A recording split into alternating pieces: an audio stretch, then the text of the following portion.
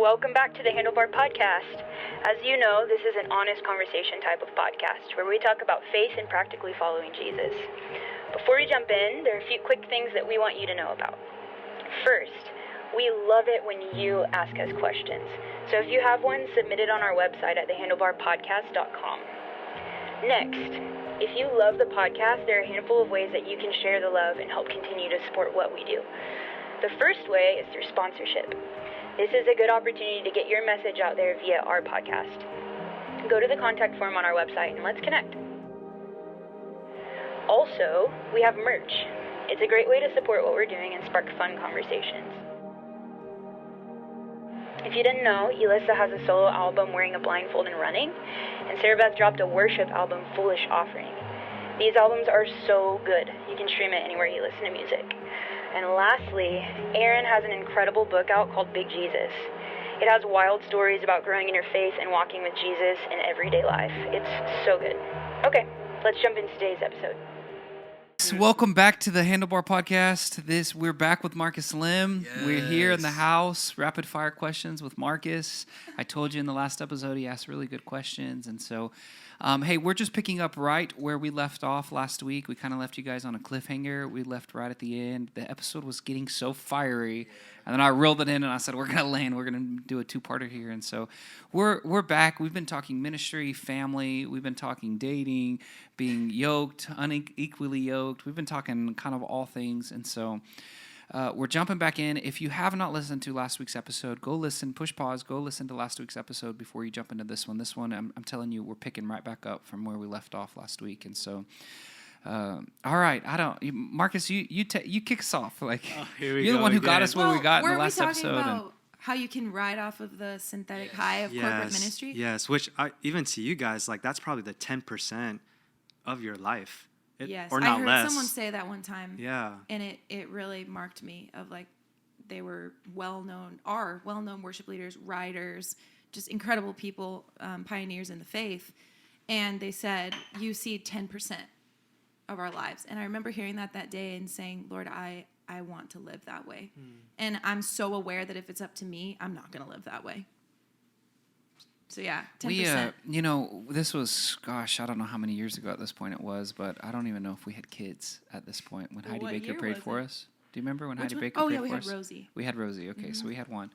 She was and we were at an event in Nashville, Tennessee, and Heidi Baker was also there for the same event, and she had preached the night before, I think, if I remember right in the story. Regardless, which if you've ever, it was elderly that night.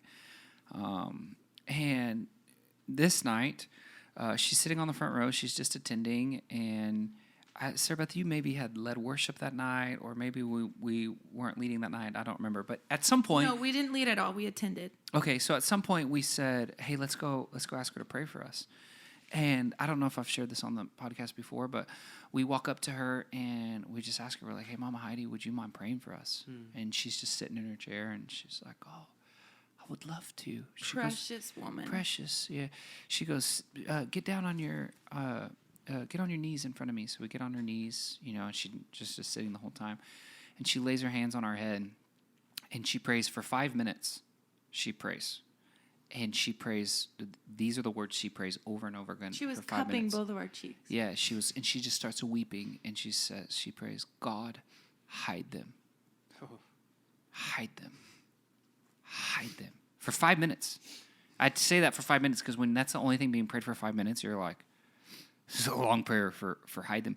But what we received, I mean, we've told that story for years because when you talk about impartation, that was probably the moment in my life I look back to and go, something was imparted to me. There was an impartation from a woman of God who has seen the highs and lows of life, who has seen really awesome moments in ministry with God and walked through deep pain with people in a community. And she's praying over us, hide them, God. Hide them. And it shifted the DNA of our family. Yeah, in that time, I would say both of us, the Lord was uprooting and just, we were in a refiner's fire. We still are. It never ends. But like of just uprooting all of those things that we thought we wanted, like to be seen, to fulfill the call of God. You already had the idea for Handlebar. I I remember you told me probably a couple months before we went on that trip. And not only that, but on the way to the airport, we got in the most massive fight. It's always the car. The car is the trap. And we are in the car yelling at each other. We have a 9-month-old baby in the back seat, and you exited the airport to turn around to go home. And I was like, turn the car back around. We're getting on the flight. That doesn't happen all the time, okay? This is very dramatic. But it happened. The enemy was like after us, and our flesh was just fleshy. Yeah. And look what the Lord had for us. Yeah. This impartation of being, it's Psalm 91. He who dwells in the shelter of the Most High will abide in the shadow of the Almighty. Oof. And then later in verse 4, he will cover you with his pinions, and under his wings you will find refuge. His faithfulness is a shield. And I remember thinking, like, Lord, everything I thought I wanted not only would have killed me, it would have kept me from being under the shadow of your wings. I remember processing with the Lord after that, going, Lord, what was that? Yeah, we were just bawling. And I heard the Lord say to me, Aaron, you were made for the shadows. Oh, wow. And it shifted me, because it was like, man, I would have said, God put me on the earth for... Oh, man. Could have made a list for you. Good thing we didn't start the podcast 6 years ago. Yeah, and then it's like all of a sudden that, I mean, I've never forgot those words, Aaron, you were made for the shadows. The shadow of his wing is, what he meant by that. And it just, it's a plumb line. And it's like he can take you. It's a plumb line for us. Yeah, he can take you on a plane to a different country to speak, to lead, whatever you do, to plant a prayer house. But if you can't be brought back to the shadow of his wings, to the refiner's fire, to the secret place where you're alone. I'm not talking about a little get together with friends where we're worshiping. Those are great. Those are amazing. But I'm talking about where you're alone. Wow. If I can't be brought back there at any moment. I will never forget when we were in Ireland a couple years ago, and it was like electric, and everyone wanted to talk to us, and the Lord was like, go find a quiet spot. Like, go, run. Wow. And it was literally like in the woods, and I'm going into this little dark corner outside the big tent of the thing, and he's like, you've got to be with me. Like, you've got to be with me. Just me. Not me and someone who wants you to pray for them. Not me and, and so, and I remember you saying, Aaron, that a lot of times after you'll speak or we do something like this, you'll just thank the Lord, and you'll say, thank you, Lord, for what we got to be a part of, for what you allowed me to attach my name to. But now I'm detaching it, like I'm putting it back on you. Yeah. It's me casting my crown. Yeah, you're casting your crowns. This is crazy. It's so good. I feel the Lord so strong. And I think just to connect it back to the initial question is, I think it's almost this idea of like marriage as a disruption to your life versus marriage as a gift. And I think some of the things we've talked about is how marriage and family are like tremendous gifts. I think we've done a good job of talking about like how important it is to God, how beautiful the awesome parts of it are, how we would never trade them for anything having to do with things we could do for God, or now them on the other side of having kids, me on the other side of being married. There's nothing you could ever offer me where I would trade what I've had with my wife, even in 7 months, for any opportunity or any amount of money. So it's just signaling anyone's opinion. Oh, yeah. Right? Yeah. They're like, you're really going to say no? You're really going to... Yeah. And so it's signaling to me and to all of us that all of us know that that's right. All of us know, like, oh yeah, that feels right. Yeah. From like, so it's our souls are bearing witness to like that's more important. Yes. And so the disruption, the things that it disrupts as a more important thing, are things that need to be disrupted. Yes, it's a holy interruption. Yeah, it's anything that causes you to go, marriage is going to ruin this in my life. You need to get married. That thing is the problem. I'm not saying marriage is your solution, because maybe you have enough of those where maybe you're not ready for marriage. But that, to me, thinking that way is a sign that whatever that thing you're thinking about, in a similar way we would say with our relationship towards God, this thing, God is a disruption to this thing that, wait a second, and none of us would say that with a good conscience. I think, as you pointed out, marriage is a representation of our relationship with God. And I would challenge the person asking, you may not be being honest with yourself about how that very same thing is is preventing your connection with God. Wow. And maybe you have God's name on it, maybe it's ministry things, but marriage is a revealer of those places that are not yet given over to God. Would you say that in that same order, on the other side, I'm not playing devil's advocate, I promise, but would you say that, like... You're playing devil's advocate. I am playing devil's Love advocate. it, yeah.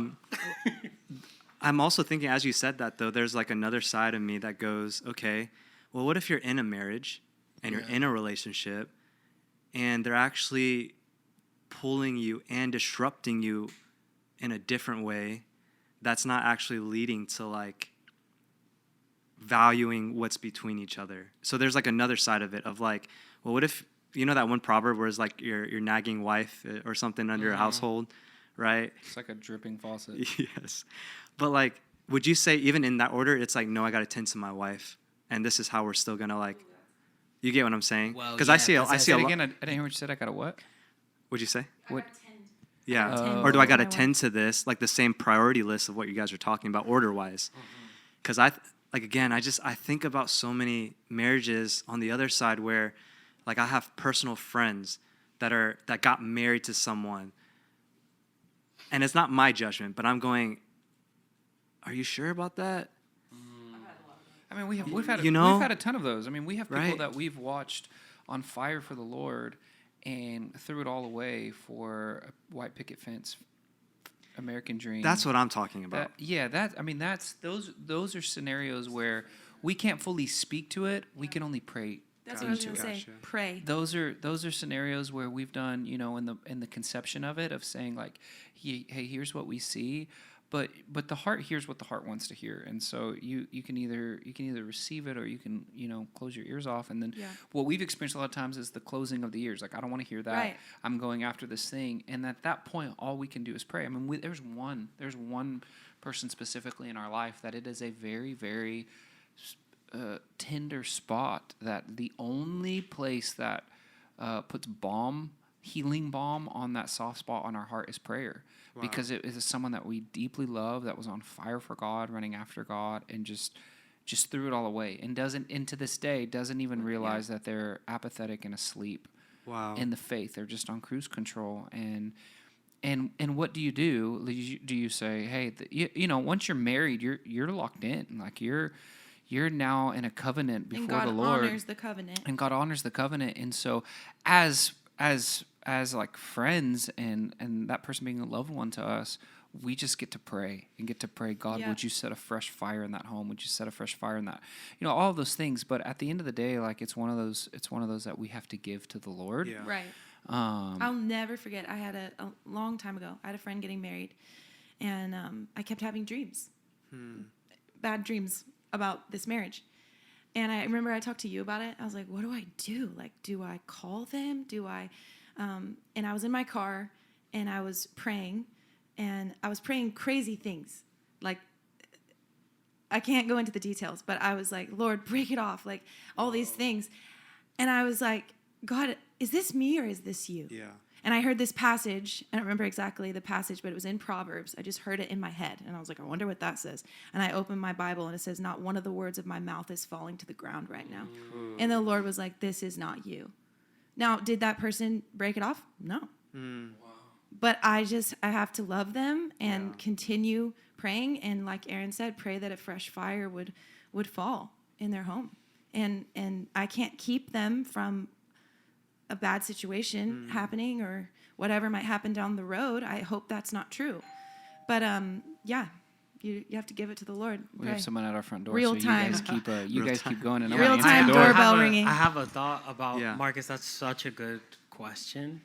And to be honest, I'm wondering, like, as I'm hearing Aaron and Sarah Beth open up about, like, those situations and how marriage, like, basically, it sounds to me like someone getting married for the wrong reasons. Could almost. be, yes. And like him saying yes to a picket fence, or it. My thought is, I think marriage in its right design is meant to disrupt certain areas where you've been selfish. Wow.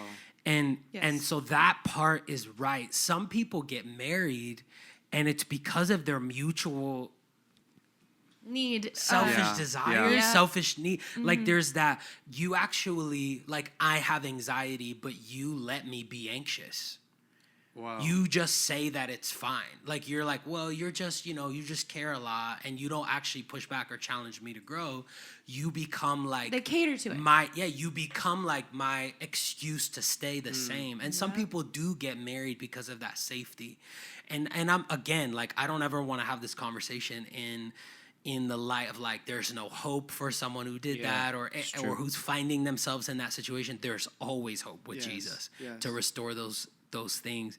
But I think marriage is such a individual and like vulnerable expression of who you are. You may have experienced a side of this person that you thought was fully them. We're doing ministry with them or seeing them. But in marriage, you're going to probably see the most real and the most... Let me correct you. Not probably. You will. You will, yeah. And even as a friend, you're going to be like, whoa, like, I didn't know that was that important to you. Even that. And it's why, this happens with people have to leave behind the opinions of others. To me, if you're actually going to make a choice, that's it. Some people don't. Some people marry people because their family thought it was a good idea. And to me, all these things we're talking about, that all of that is going to be shaken up in that marriage. You're going to realize, oh, this thing can't be sustained. Your family's not there with you when you're going to bed at night. Exactly. And just as a caveat, I want to say, I think it's beautiful when God speaks to you about relationships, but I would warn against marrying someone just simply off of a word from God.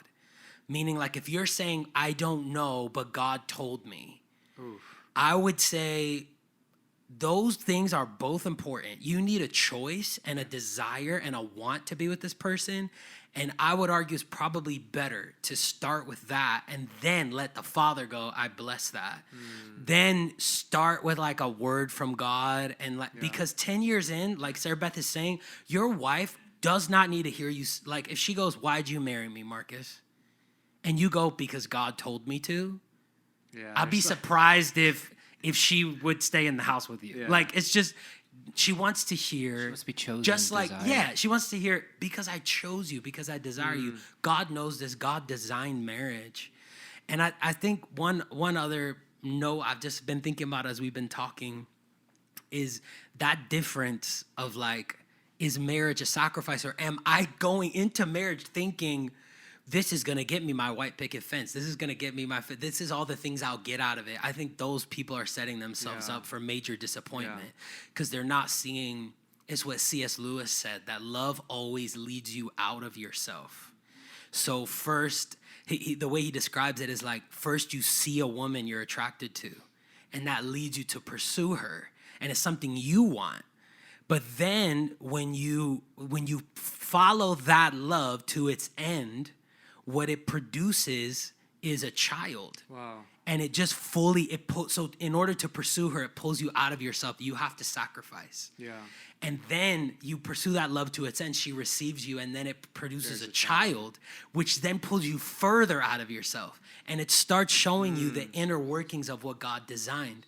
He knows the fruit of love. Exactly. Like, it's on purpose. Children are literally a physical fruit of covenant, of love. Yeah, and they're made to disrupt all the things in you that need to be disrupted by God's design. Like sacrificing. Well, that's the invitation. And just learning to abide in the vine. Yeah. And for him to cut off every branch that doesn't bear fruit. Yeah. You know, what's interesting is I heard a pastor say once that, you can tell me how much I do on stage, but when you ask me the question, how do I treat my family and my wife at home, that's what matters most. Yeah. It's like, you can preach all the things, but ask me like how my living life is at home, and that'll show you more. We met a girl in L.A. actually. It was in Huntington Beach. Remember the lady I love when we you met? do this. This girl in L.A., remember? And I'm like, no. Well, as soon as I start talking, you'll remember. 500 of them. We were at the taco joint at night. Read my mind. And, yes. The social media. She's a social media influencer, and she's just taken off for the way she parents. Basically, she's just gotten a big following because she puts parenting advice, and her kids are older. She's beautiful. Like young teenagers, But remember what she said? She had tears in her eyes. She had tears in her eyes, and she said, "I don't want the world to think I'm a better mom than my kids do." That we were talking up. through like her platform and what she's a Christian and what God has opened She up for her. immediately, her She got eyes tears were in her eyes. glistening. She goes, Tears. I don't ever want the world to think I'm a better mom than my kids do. Ooh. And it was a thunderclap of like. Yeah, we were like, we hear you, Lord, we hear you. The whole time we're talking, I'm thinking of two things. I'm thinking, number one, here's some dating advice we haven't really talked about, but I love what you're saying about the word from God and the choice. Because, a big question is, do you believe in the one? Who's the one? Is God the one? I'm a massive believer. Did you say, is God the one? Maybe I did, but I'm talking about what I meant to say. Yes, If the I- is answer what I to said. that Yeah. is God is the one. Is God he is the the one. one? Is she No, the no. one? Is there the one? There you Talking go, about there in you go. dating. Just had to That's fix what I that meant. one, Yeah, thanks. You're Thanks, welcome. baby. Cover You're me. welcome. I'm a big believer that the one is the one you choose. Yeah. Who you choose is the one. So was Sarah Beth the one before the choice? I don't know. That's a pointless conversation to me to have. After the choice, you are forever the one. I chose you. We got married. You are the one. And I think that is really important to know, because some of us we want God to choose for us, or we want others to choose for us. Yeah, he's not And gonna do that. here's the question: is well, what if there's someone better? Well, there's always someone better.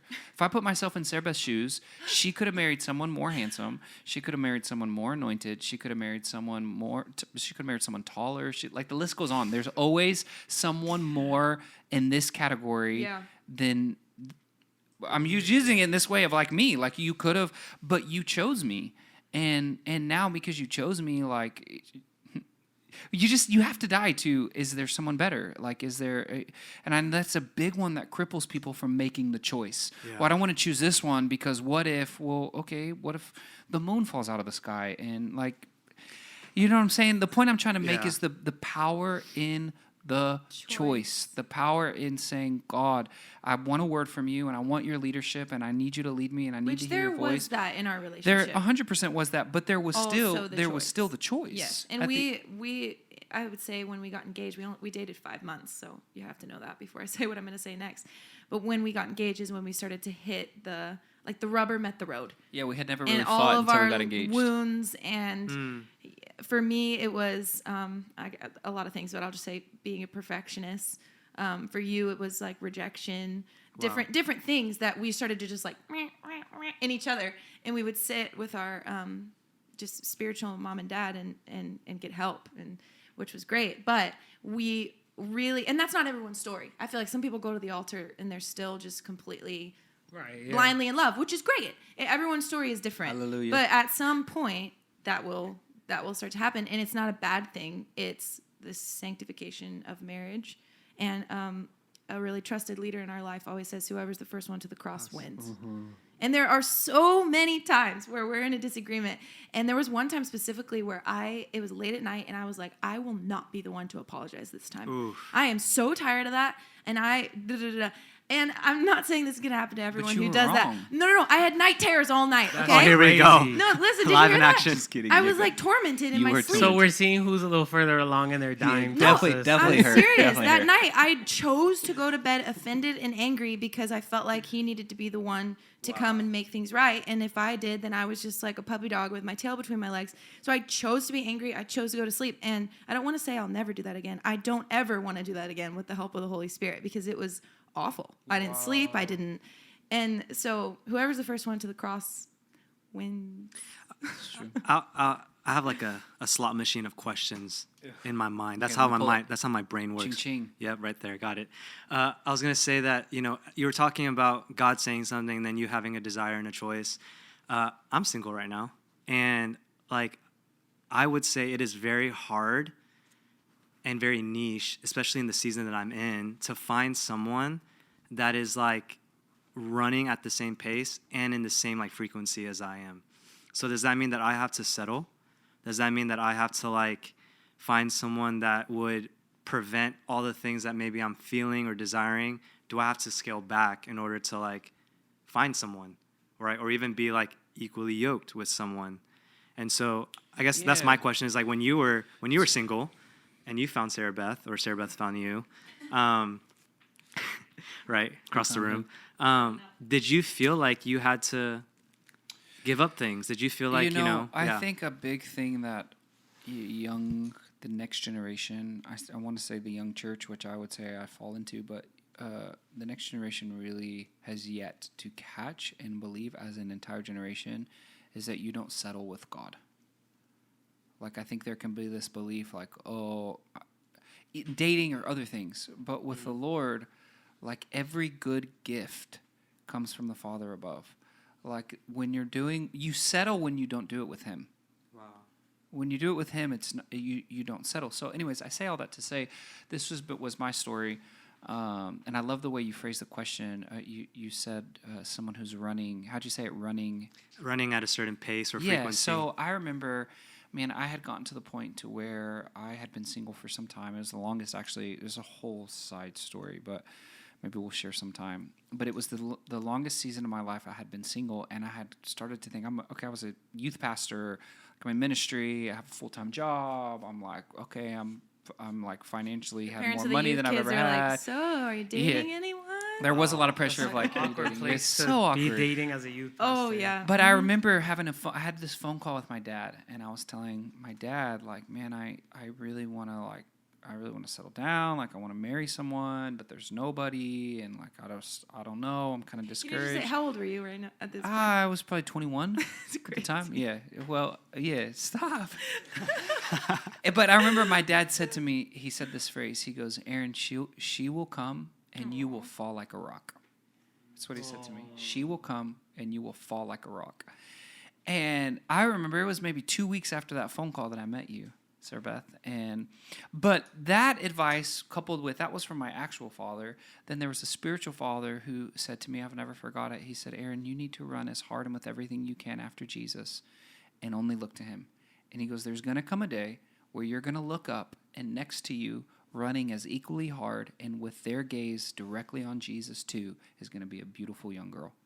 That's who you pursue. And it was so true. Like I got my dad saying, the day will come, you're going to fall like a rock, and another one saying, just run after Jesus, and before you know it, there's going to be someone running after him too. And I'm running after the Lord, and all of a sudden here I look to my left, and beautiful Sarah Beth is just burning for God. Burning for God. I'm like... And I will say, at that point in my life too, I was...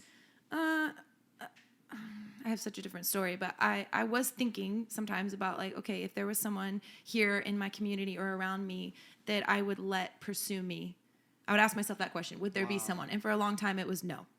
I'm not impressed by anyone. No. Till Pastor Aaron came onto the scene. Okay, stop right there. Stop he could pursue me. No. He was playing video games. Truly, though, I can't remember exactly where we were, but I remember I had gotten really close with his sister, Elissa. I don't know if you know that, we were best friends before I met Aaron. I had no idea. And she sort of introduced me to, which is a whole nother story.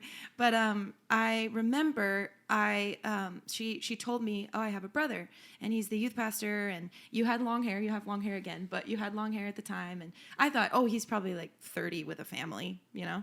And I was like, how old's your brother? I was going to be 30 with you with a family. I said, how old's your brother? And she was like, he's 21 or 22.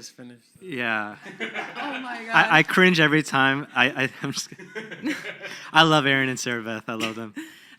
Anyway, she told me he's my younger brother. And I remember we started hanging out in groups and just I was like, okay, if there is anyone that would pursue me, I would want it to be Aaron. Wow.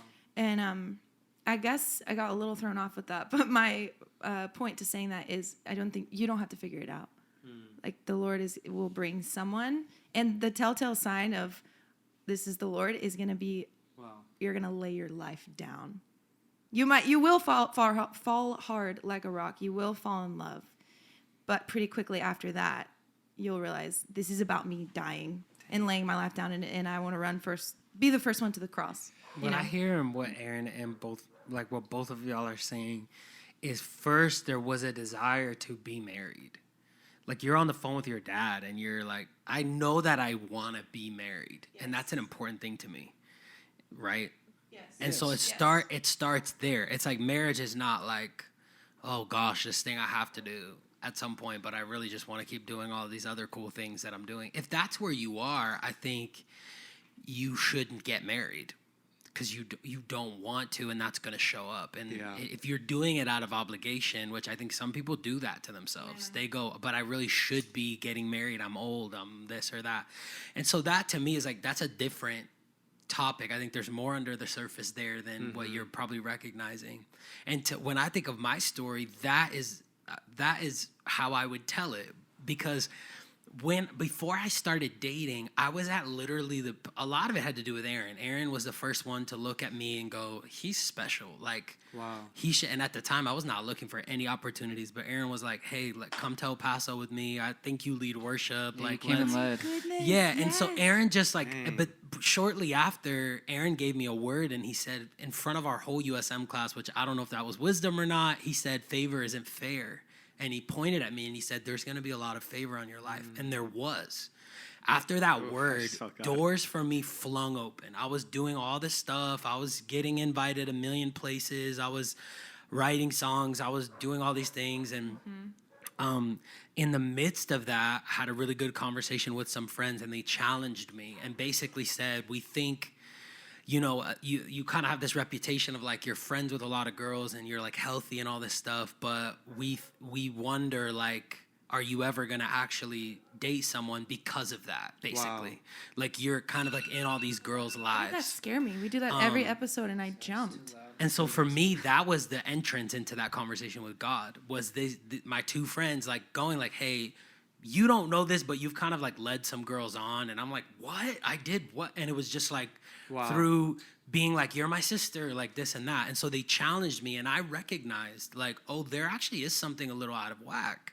I need to pull back from some of these friendships in the level that they are. And shortly after, I found in my own heart a desire to date someone. And I was like, this girl who I've known now for like 2 years, I already know she has the highest integrity, highest character, all the things I long to Courtney. see in. Yeah. Like has a real job, loves Jesus, sobs her eyes out on the floor, in love with him. So it was just like all these things converged. But what was missing for me, I kind of always had my eye on her. Wow. But what was missing for me was the desire. And so I needed to like almost detox off these, just like being friends with girls. That was probably a little too much. And nothing in you was like, she's going to pull me back from things. Well, no, that's actually not true. Because when I first, this is kind of why I'm saying it. When I was with Courtney, I was like so attracted to the way that she saw life, her relationship with God, her friendship with God. But I also knew there's no shot. Like, she would do ministry at the pace I'm doing right now. Yes. There's no shot. Wow. I'm like, that summer when we first started dating, I went to like 4 countries. I would literally like fly back from a trip, go on a date with her, like go to the airport at 4 a.m. to go to a different, it was crazy. Can I say what I've learned of Rafi is before he got married, his yeses were easy to get. After he got married, his yeses are intentional. Wow. That's what I've learned about you. That should be a T-shirt. Before marriage, it was easy to get a yes from you. Yeah, and the part of the reason why was because there was work I hadn't done internally. And so what happened in my relationship was Courtney just started to ask me really good questions I couldn't answer, which is like, you know, like a good why, wife will do that. Like, why are you responding in that way? When they ask you to do something, why do you feel an obligation? And I'm like, and I'm just stunned. I don't feel an obligation. Yeah, I'm just like sitting there like, what? And she's like, you're literally like tapping your foot, like trying to figure out how not to say no to this person when you know you probably need to say no based on your own needs. And I would say things to her like, well, I just don't think my needs are that important. And I was like, what? Like it would come out of me and I'm like, okay, that's not going to work for my life. Like, you know, so she like so boldly would just challenge me. And I'm like, oh my gosh, ultimately it led to me choosing to do the 18-inch journey, to go on this whole different side of my friendship with God, which is like where my heart matters, where do my desires fit in here. And I had just been following God as like a soldier. Like, I'm like, we got things to do. Yes. Like, let's go, which is why I was like psychotic in my like, let's go like conquer the world for Jesus and people need to be in his presence. And that's just why I'm on the earth is this. And she had this, so it's almost, I hear your question, but I would say like, I'm so grateful for the ways she challenged me. She showed me a different side of life, a different side of God that I was completely unfamiliar with. This slower pace, this what my actual internal world is looking like. I mean, if my internal world was a garden, at that point, my ministry was popping off. My garden sucked. Woo. It sucked. I had a lot of leaves and no fruit. That was good. Wait, you had a lot of what? I had a lot of leaves and no fruit. Whoa. And that would have been that fig tree that Jesus cursed. Because I was just like, but that's all I knew. I have compassion on my past. But what I'm saying is, he who finds a wife finds a good thing. Rafi's cooking. And I think it's Proverbs 12:4 that says it's something like her virtue turns her husband into a king.